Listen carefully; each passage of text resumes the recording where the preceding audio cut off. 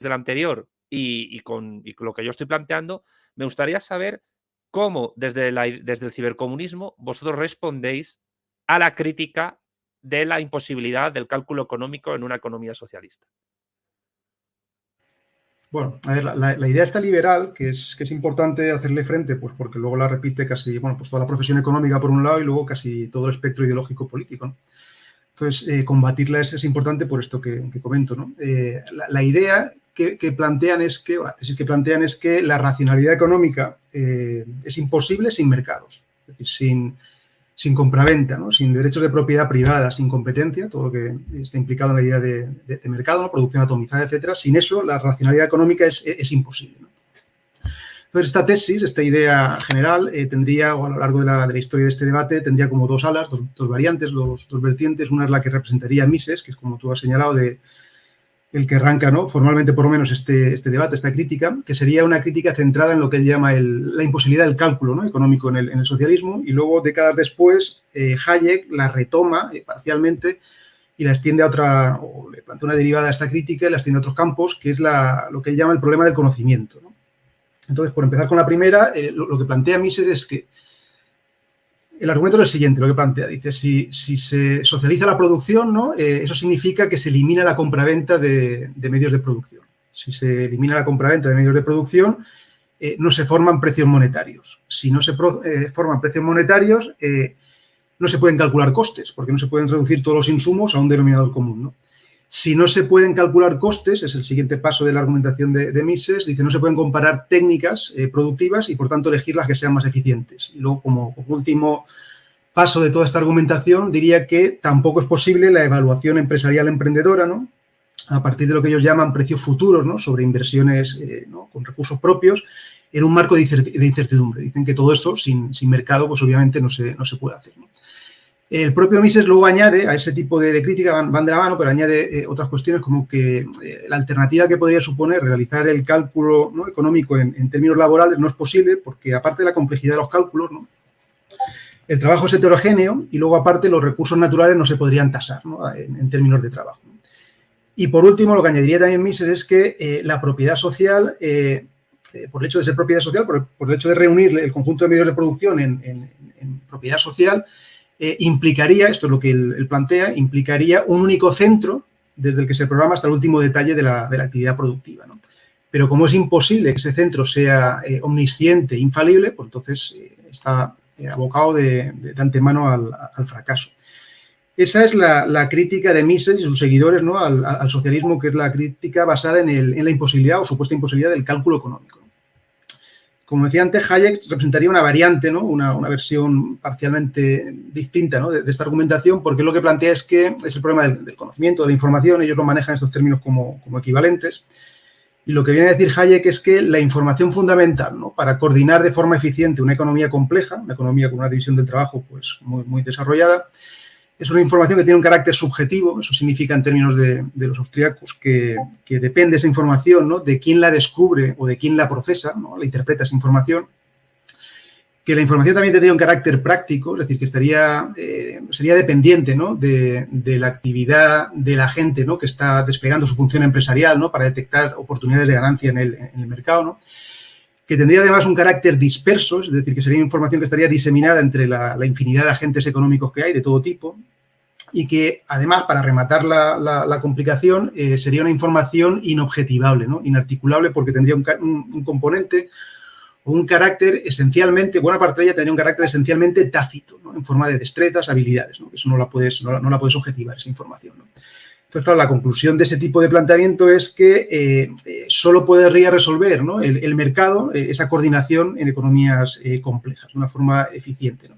El mercado basado en derechos de propiedad privada y en el ejercicio, como decía, de la libre función empresarial de los agentes. Esa es la perspectiva que plantea Hayek. Pues serían las dos caras de la argumentación austríaca.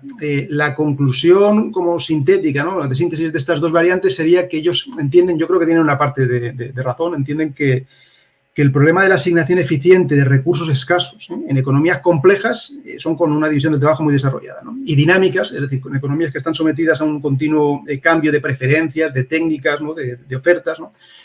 Bueno, pues que la asignación eficiente de recursos en ese tipo de economías en las que vivimos no es un problema meramente técnico o computacional, es decir, no es un problema meramente de recolectar y procesar datos, es decir, un problema que pudiese resolver de una forma ingenieril, ¿no? Como un problema de maximización bajo restricciones, ¿no?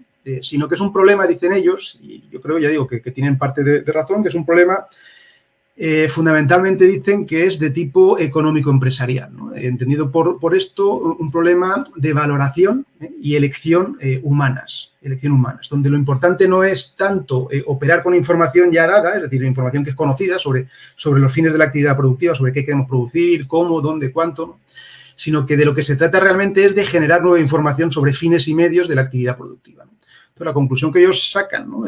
Los austríacos, ¿no? Los liberales de este planteamiento es que por mucho desarrollo tecnológico que haya, por mayor capacidad de cómputo que haya, ¿no? En términos de ordenadores, de nuevas tecnologías de información, eso no va a resolver, ¿no? los problemas que tiene inherentes el socialismo planteados por querer eliminar precisamente los procesos de mercado. Ese sería el planteamiento austriaco y que, como he dicho antes, que luego repite pues toda la profesión económica, básicamente, por un 99% quizá, y bueno, pues por desgracia también el grueso de la izquierda política a nivel global, ¿no? Entonces, la respuesta a esa crítica burguesa, ¿no? Liberal al socialismo, al comunismo, que repito la idea de que ni los ordenadores la podrían salvar, ¿no? El problema de la ineficiencia económica en el socialismo. Yo creo que la crítica tendría como tres capítulos o tres. La respuesta, digo, a esta crítica tendría como tres apartados o tres capítulos distintos, ¿no? Por un lado, que apunta a problemas ya resueltos por la técnica, que muchos de ellos los ha nombrado ya Germán. Dos, que apunta también a problemas para los que sí que habría soluciones de tipo institucional que se pueden ensayar sin ningún problema en una economía basada en la propiedad social de los medios de producción y sin procesos de tipo mercantil, ¿no? Es decir, hay fórmulas o se pueden ensayar fórmulas institucionales para fomentar o alentar el emprendimiento no mercantil, ¿no? Y con la inversión descentralizada. Y en tercer lugar, pues que en parte la crítica que hacen los liberales está basada en problemas mal planteados, ¿no? Mal planteados pues porque la información fundamental, ¿no? Para coordinar una economía compleja no es esencialmente subjetiva, como ellos dicen, ¿no? No es esencialmente subjetiva. De entrada, el argumento en el que descansa esta interpretación es un argumento, yo lo llamo a veces, es una tautología, ¿no? Un argumento circular, ¿no? Porque ellos hacen lo siguiente, ¿no? Definen el cálculo económico, ¿no? Definen el cálculo económico por las propiedades que el cálculo adopta, ¿no? En un marco mercantil, y es eso que ellos llaman pues, juicio emprendedor a partir de precios futuros que tú estimas, ¿no? Sobre el uso de los recursos privados que tú manejas, ¿no? En un marco de incertidumbre. Entonces, definen el cálculo por estas características, ¿no? Para de ahí derivar tautológicamente que, claro, que si suprimes el mercado, pues no hay cálculo económico posible. Claro, pues es una petición de principio, entonces. ¿Cómo? Sí, claro. Es una petición de principio. Sí, o sea, definen el cálculo por sus propiedades en el mercado. Entonces, claro, si superas el mercado, entonces, claro, por definición no hay cálculo económico posible, ¿no? O sea, todo eso de lo que ellos dicen que es tan fundamental de hacer para que pueda haber un cálculo económico, ¿no? Racional, eficiente, que es, insisto, ¿no? Lo de juicios empresariales, ¿no? Sobre recursos propios, privados, estimando precio futuro de inversiones, ¿no? En un marco de incertidumbre. Es que todo eso corresponde a un marco mercantil, ¿no? A un marco donde no haya atomización productiva, opacidad, ¿no? Competencia, etcétera, pues todas esas cosas de tener que hacer juicios privados, ¿no? Empresariales, ¿no? Sobre recursos propios, con precios futuros, eso, pues no toca hacerlo, ¿no? Entonces, yo creo que la clave de esto que comento es que eso es un argumento circular el que ellos, una tesis circular, ¿no? la que ellos plantean, ¿no? Definen el cálculo por sus propiedades en el mercado para ahí derivar tautológicamente que si suprimes el mercado no hay cálculo económico posible, ¿no? Entonces yo creo que esas serían las tres líneas de crítica que se le puede plantear de respuesta, que se le puede plantear a la crítica austríaca, ¿no? Que serían que técnicamente sí que es hoy posible ya, ¿no? Calcular costes de forma exhaustiva, incluida la tasación, ¿no? De los recursos naturales que no sean renovables, sería el coste marginal, ¿no? de extraer recursos que no son renovables, ¿no? Que es posible una planificación detallada de la economía, ¿no? Con lo que posibilitan las tecnologías de la información actual, ¿no? Que es posible articular la información dispersa también a través de todos los procedimientos cibernéticos que ya han comentado antes los compañeros, ¿no? Eso por la parte técnica, ¿no? Con la metodología input-output, optimización matemática, programación lineal, con la cibernética que estábamos hablando antes, ¿no? Segunda línea de crítica, ¿no? Es que sí que hay fórmulas institucionales, si queréis ahora las comentamos, ¿no? Pues para alentar, para fomentar el talento emprendedor, ¿no? En un marco de propiedad social de los medios de producción sin necesidad de relaciones mercantiles, ¿no? Y la tercera cuestión es la que había comentado antes, ¿no? Que parte de los planteamientos que ellos hacen pues son erróneos, ¿no? Pues porque están basados en tautologías.